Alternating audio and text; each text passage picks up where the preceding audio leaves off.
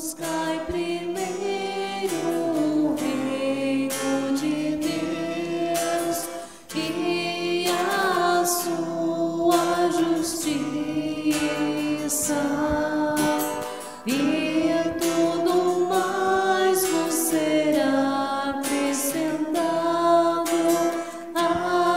Aleluia, aleluia. O Senhor esteja convosco. Ele está no meio de nós. Proclamação do Evangelho de Jesus Cristo, segundo Mateus. Glória a vós, Senhor.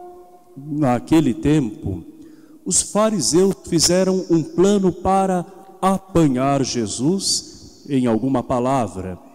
Então mandaram os seus discípulos, junto com alguns do partido de Herodes, para dizerem a Jesus: Mestre, sabemos que és verdadeiro e que de fato ensinas o caminho de Deus. Não te deixas influenciar pela opinião dos outros, pois não julgas um homem pelas aparências. Dize-nos, pois, o que pensas. É lícito ou não pagar imposto a César? Jesus percebeu a maldade deles e disse: Hipócritas, por que me preparais uma armadilha? Mostrai-me a moeda do imposto. Levaram-lhe então a moeda.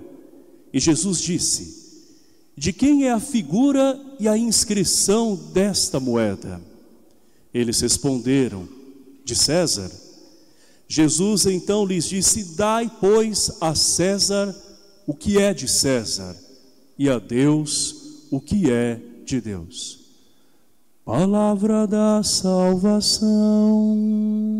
Glória a vós, Senhor. E que as palavras do Santo Evangelho perdoem os nossos pecados. Amém.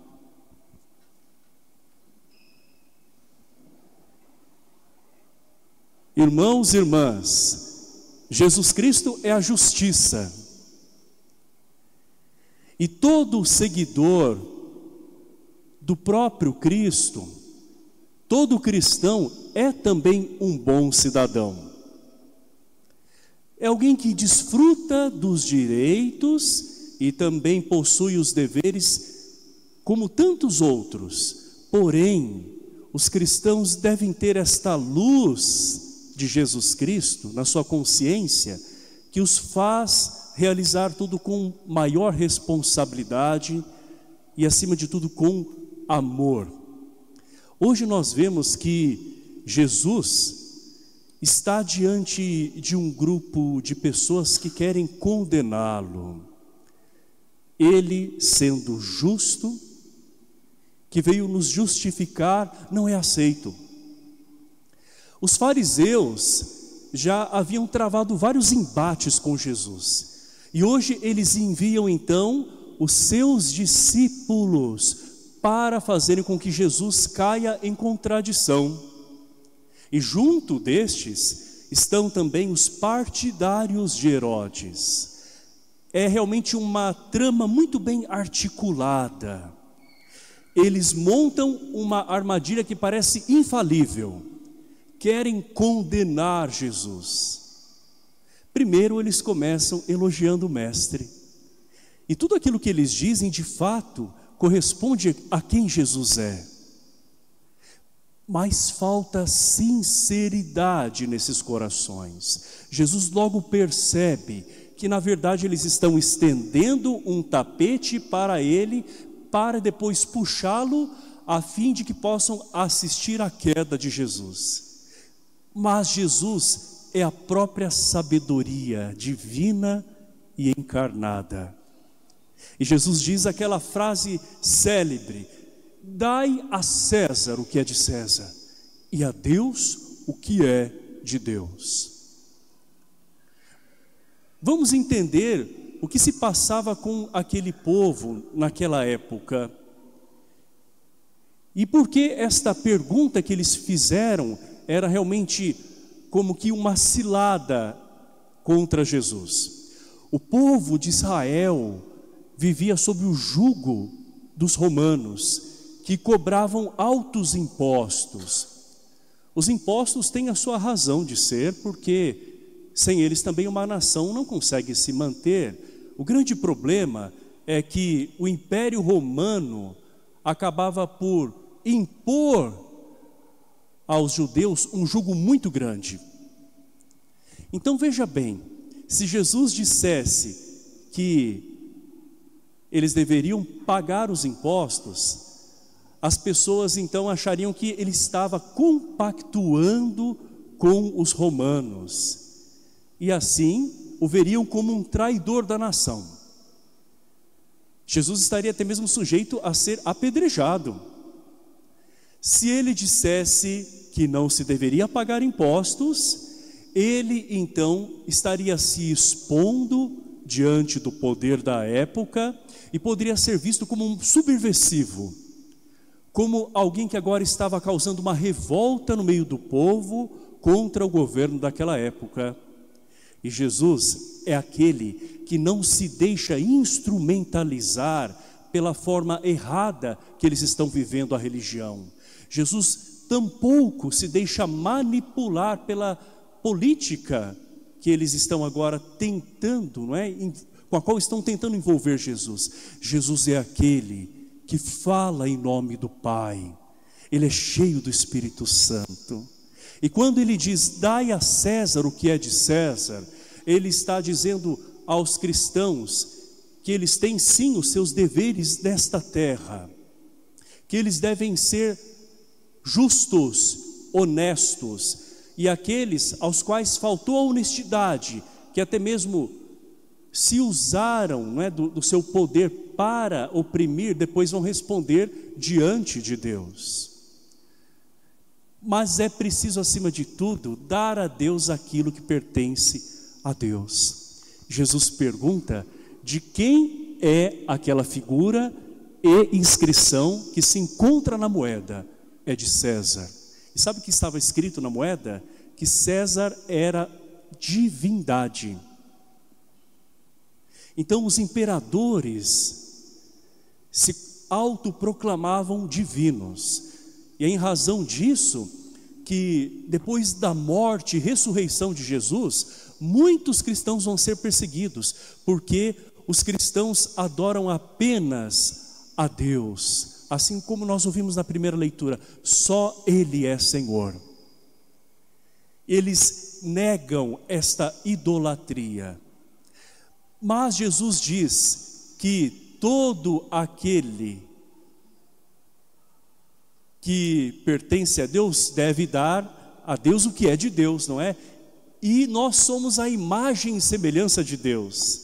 Então o que nós somos e temos deve ser entregue a Deus. O meu tempo, os talentos que dele eu recebi devem ser devolvidos. Tudo aquilo com o qual Deus me dotou, isso eu também ofereço a Ele. Eu me sinto realmente comprometido com Deus. Jesus hoje diz, dai a Deus o que é de Deus, justamente para que nós não coloquemos nada nem ninguém no lugar dele. O ídolo é tudo aquilo que se coloca no lugar onde Jesus Cristo deve estar, lugar que pertence a Deus. É claro que existem muitas coisas dentro da nossa dimensão humana aqui na terra que fazem parte do nosso dia a dia. O trabalho, a família, as relações com as pessoas, a descontração, o lazer, tudo isso faz parte da nossa condição humana. E Jesus também foi humano em tudo, não é igual a nós em tudo, menos no pecado. Porém, se um relacionamento, se até a realização profissional, se um grupo de pessoas queridas está sendo colocada à frente de Deus, eu estou tornando isso um ídolo. Então eu preciso mais uma vez colocar Jesus no centro, dar a Deus aquilo que é de Deus, que pertence a Ele. Na segunda leitura, nós vimos Paulo que fala a uma comunidade muito pequena em Tessalônica, mas que era uma comunidade justa, que era uma comunidade fervorosa, e ele rende graças a Deus por estes poucos que seguem a Deus, embora naquela cidade a maioria fosse pagã. Estes homens e mulheres vivem de forma coerente aquilo que dizem e fazem. Eles de fato são pessoas que têm a transparência no seu ser. Os tessalonicenses são pessoas que realmente buscam viver aquilo que o próprio Jesus hoje vem falar, dar a Deus aquilo que é de Deus. E Paulo, ele vai reconhecer isso. Será que nós reconhecemos também aquilo que é nobre, aquilo que é virtuoso? Muitas das vezes a gente volta o olhar apenas para aquilo que se apresenta imperfeito, né? Defeituoso, e tem pessoas que têm às vezes uma lente apurada para detectar apenas imperfeições e erros. É claro que quando nós vemos algo que está errado, logicamente que como cristãos, pela graça do Espírito Santo, nós não devemos nos conformar com aquilo. A própria palavra fala, não vos conformeis com este mundo, mas deixai-vos renovar pelo Espírito Santo.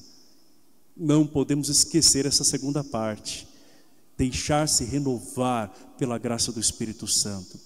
Então Paulo vê que aquelas pessoas têm fé, agem na caridade e são alimentadas pela esperança. A fé não é um sentimento, a fé é um compromisso com Jesus Cristo. E a fé, como é que ela se mostra? Através da nossa atitude de caridade. E essa caridade é nutrida pela esperança. Então, meus irmãos e minhas irmãs, embora nós vejamos muitos males, né?